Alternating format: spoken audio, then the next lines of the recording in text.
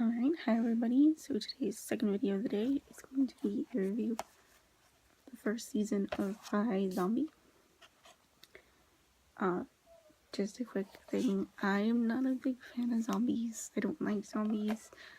I don't watch anything but zombies, movies, TV shows. I don't read books with zombies. I've just never been a fan of them. But my little sister recommended the show to me, and I was like, okay. And I kind of wanted to watch it because they actually have some cast members from Once Upon a Time on this show.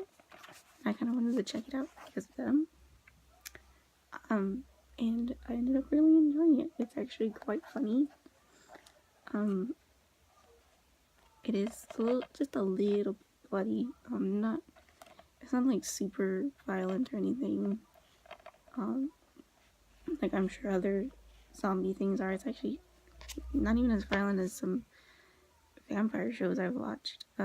Mainly True Blood. But I thought it was really funny. It's an interesting twist on zombies, because obviously they don't really kind of look like this is how they look like. They got the pale skin, white hair. I think their nails.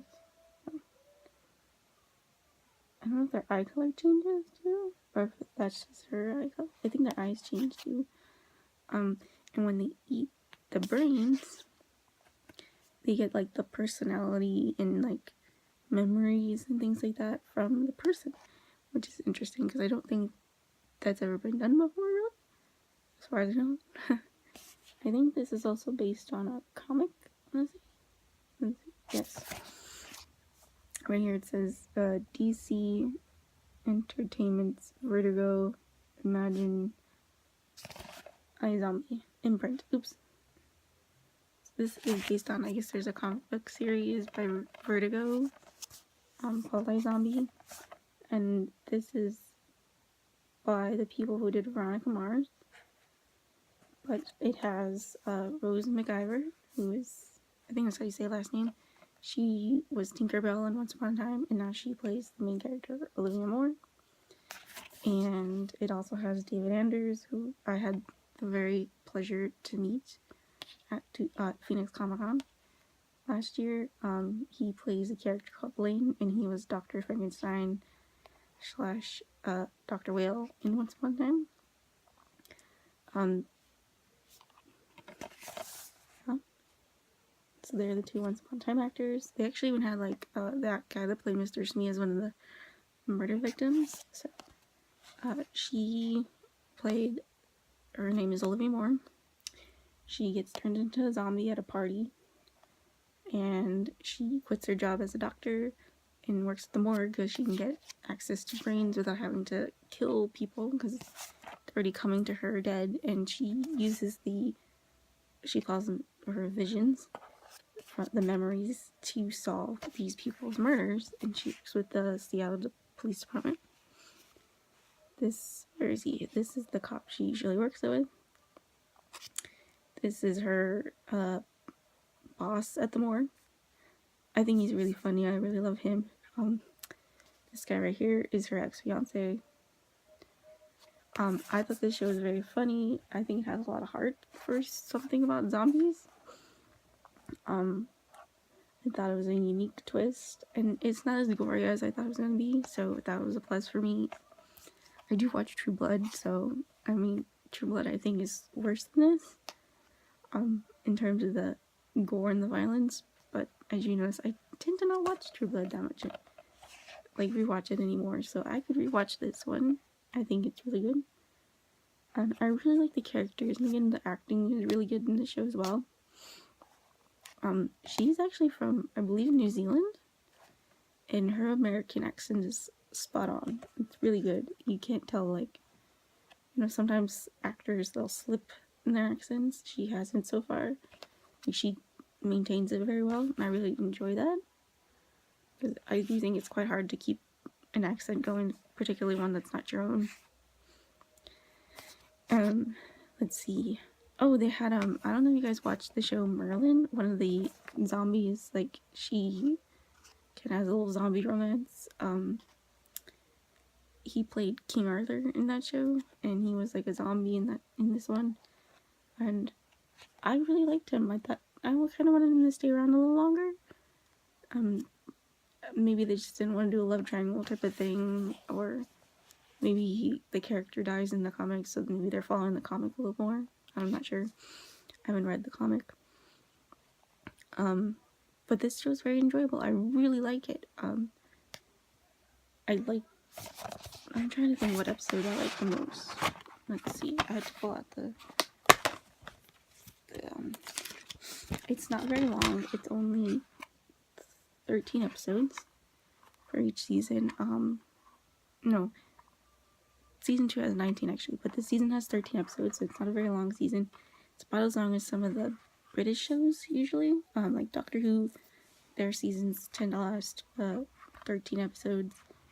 So it's got 3 discs right here. And they're, an hour long.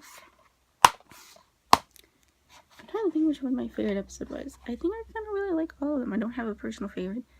I don't hate an episode. That's really good. I think the 13 episodes, it benefits from it because the story is very concise and isn't kind of all over the place type of thing.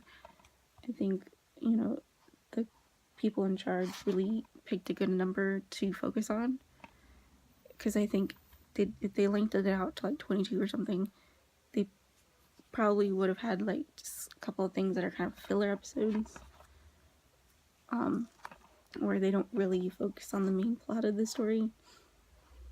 And so I'm really glad they went for 13, because I think it's a good number. And let's see what else. I'm not sure what else to say. And it's really good. I think you should check it out. Again, this is also on the CW, much like Reign. I guess this show is targeted towards teenagers too.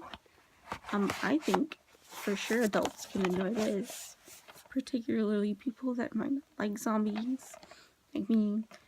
If you like zombies, you might enjoy this. You might not. You might think it, they're making zombies attractive, kind of like the vampire and the werewolf.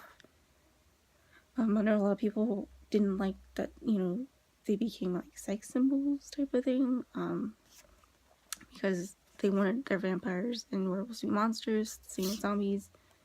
So I'm sure like a zombie looking like this isn't gonna go down with a hardcore zombie fan.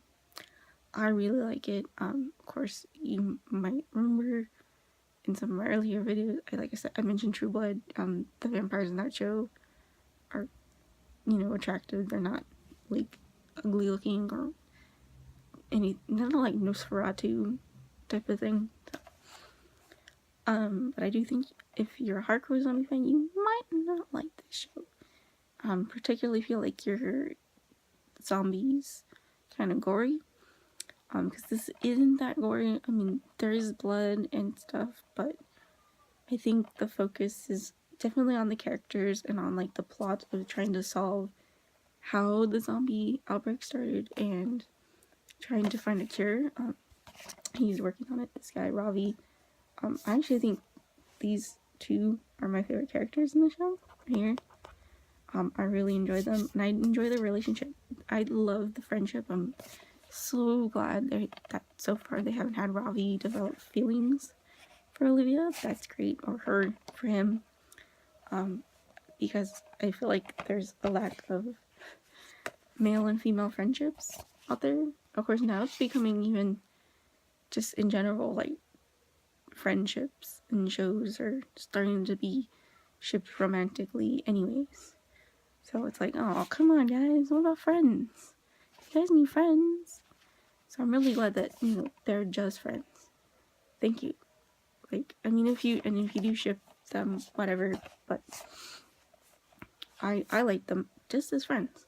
I think they work best as friends, as colleagues, as, partners in solving crimes and figuring out the zombie virus and looking for a cure, that type of thing.